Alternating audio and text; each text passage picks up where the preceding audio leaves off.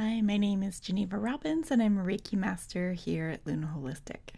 One of the questions that I have been asked recently is, what does self-care look like? Or what does self-love or showing yourself love look like? Or how do you express that care and love? And I think this is such an important topic or question because we all know that self-care is a really important part of how we help ourselves and how we help other people. But many people might feel guilty for taking care of themselves, or you put yourself to the very, very last, or maybe just frankly, life is really, really busy and you're just kind of coping with the constant onslaught of dishes and laundry and kids and work and all of the stuff that you have to manage as part of your regular day-to-day. And taking care of yourself is an afterthought. Or maybe you think that self-care can only happen if you've got a big chunk of time or money, or you have to wait until you go on vacation to take care of yourself. And it's not a bad thing to take a vacation and give yourself those bigger chunks of time where you can really rest and heal and take care of yourself. But I feel like taking care of yourself is so important, and it's the engine of all of the good that you do in the world, that you can't leave it for a vacation once a year. You have to somehow find a way of incorporating self-care into your day, even if it's just a tiny, tiny little bit or a symbolic act that you love and care for yourself. Why is self-care so important? From the work that I do in Reiki, we start with self-care. Everything we do is based on that foundation of our own practice of self-healing and meditation. We know that you can't truly help another person unless you're helping yourself. Part of that is doing your own work, which is one of the Reiki ideals. And it all comes back to this idea that all healing is self-healing, that when we're helping another person, we're really helping them with their own self-healing practice. And the best way we can help them is to have our own self-healing practice. That there's this idea that people will never do what you say. They're only going to do what you do. And this is particularly true of children because they see you every day and they see what you're actually doing. So if you are not taking care of yourself, then there's a lower chance that they are going to learn how to take care of themselves. So that's one part, is the more you take care of yourself, the greater chance that the people you care about will take care of themselves. The other part is that you're probably a really helpful, healing person. A lot of people care about you and depend on you. And what happens if you go down? The whole thing comes crumbling in.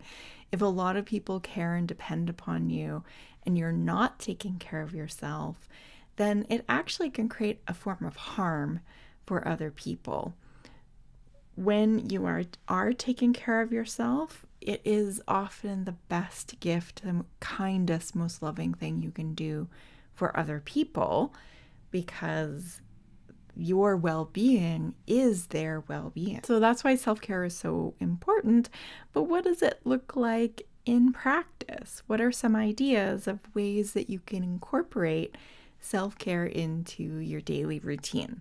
Everybody is going to have their own sweet spot of the amount of time and energy you need to spend on yourself in order to feel really good. And some days you're going to have that time and some other days you will have less. But even symbolic acts of self-care or self-kindness will go a really long way to helping you recharge your energy. Thinking about it in terms of energy, or what sort of fills your tank or fills your bucket, is a good place to start. That you want to do things that are going to overall energize you and replenish your energy reserves. So things that bring in true joy, peace, and a settled, grounded, calm feeling. Knowing that you're working towards a sense of true peace, calm, and gentleness will help you avoid any sort of numbing or addictive behaviors. So you'll be reaching for things that are truly nourishing and sustaining rather than a quick fix that gives you a brief burst of energy but comes with a long-term cost. So one of the practices that can be helpful is to actually brainstorm a self-care list. And I'll give you some categories of different forms of self-care just to get you started on this brainstorm list. And in particular, try to think of things that have low or no cost and take about 5 to 20 minutes. If it's something that takes a much longer time frame or costs more, it's likely that you'll do it less. And we want to look for things that you are going to do every single day and keep up with in the long term and come back to every single day. The first part is just physical self-care. So taking care of your body, making sure you are brushing your teeth, you are having a shower or a bath, taking a moment to care for your appearance and to get yourself into bed on time. Make sure you're drinking adequate water, making sure you're hydrated and eating healthy, vibrant, sustaining foods. Bringing gentle, joyful movement into your body is a wonderful place to start. That's something that your body is going to need anyway, but exercise has a lot of mental health benefits and can really help clear and reset your energy field. So strive for just getting started, maybe a few minutes of yoga or dancing to your favorite song. Just getting some movement into the body is going to really recharge and nourish. The next thing that is really great for self-care is creativity. So doing something where you're using your hands, where it's not digital or on a screen, but you're actually making something physical. Creativity can come in lots and lots of different forms. I personally love playing with pens and inks and color and painting and things like that. Music is a fantastic form of self-care, both to listen to, but also to perform. So singing in the shower, teaching yourself an instrument. With creativity, you can think of the traditional arts, but you can also think of anything that you're making. So making a great meal, if you like that. Going out into your garden and planting some beautiful flowers. Being creative in your home and making your space beautiful. Even something like playing with Lego or Play-Doh, sculpting, getting your hands in some clay, whatever it is, when you're making a physical thing or bringing that creative drive to the world, it can really help recharge and nourish you in many, many ways. The other thing that happens when we engage in creative, fun, and playful activities, so things that don't have a set outcome, you're not graded, it doesn't have to be good.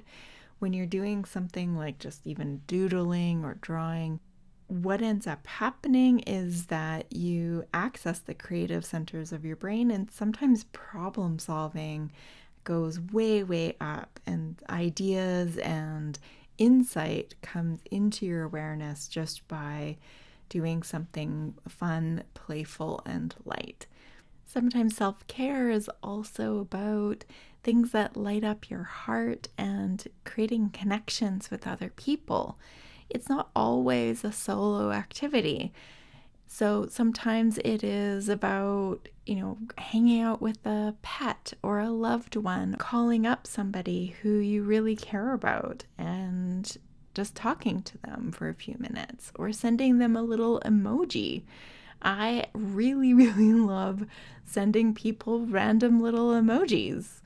And anytime I think of anybody, I am sending them a little message. And that to me is that connection piece that lights up your heart and lets that energy flow in for you. With that is doing things that connect you with beauty in the world. So going and really, really looking at the beautiful scenes in nature or connecting to other people's creativity. Sometimes watching a show or reading a book or creating a space where you can engage with other people in what they're creating and making. As a form of self-care, I find journaling to be one of my go-to strategies. I love the clarity that I can get with journaling.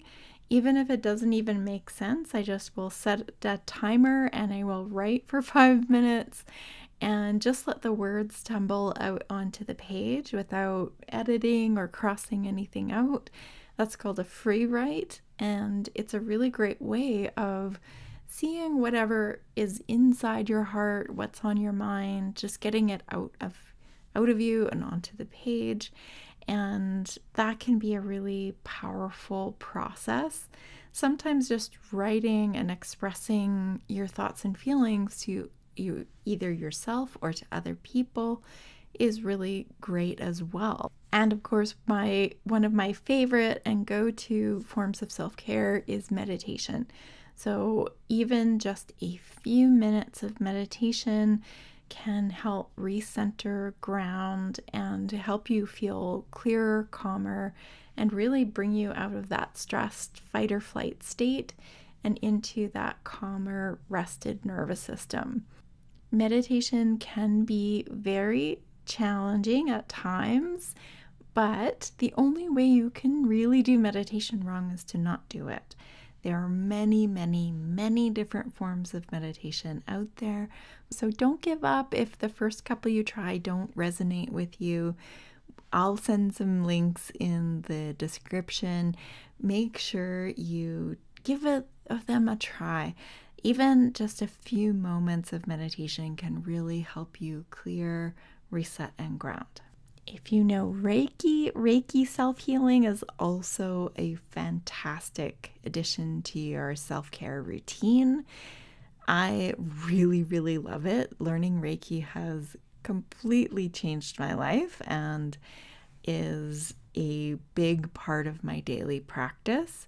It helps me just clear my energy if I feel like I've absorbed other people's stuff or if I feel a bit bombarded by the energy in the world. I can always reconnect to the flow and harmony within the earth and ground. I can access this divine universal life force energy and let it flow through me. And I can balance all of my chakras and my aura with just a few moments of mindfulness and awareness and moving the energy with the breath. Reiki is something you can learn. We teach it at LunaHolistic. If you'd like to try a Reiki session, that's always a good way of sort of kickstarting your practice. Sometimes it helps just to clear things out. These are just a few of the ways that you can demonstrate that you care for yourself, that you are showing yourself kindness and really bringing that self-love quality to your day. I'd love to hear how this sit with you. If you've got other self-care practices, maybe it's watching creative videos on YouTube. That's a big one for me. I'd love to hear from it. Please send me a comment and I'd love to hear how that all resonates or doesn't resonate. And as always, please like and subscribe and share this video with your friends. And until next time, we'll see you soon. Bye.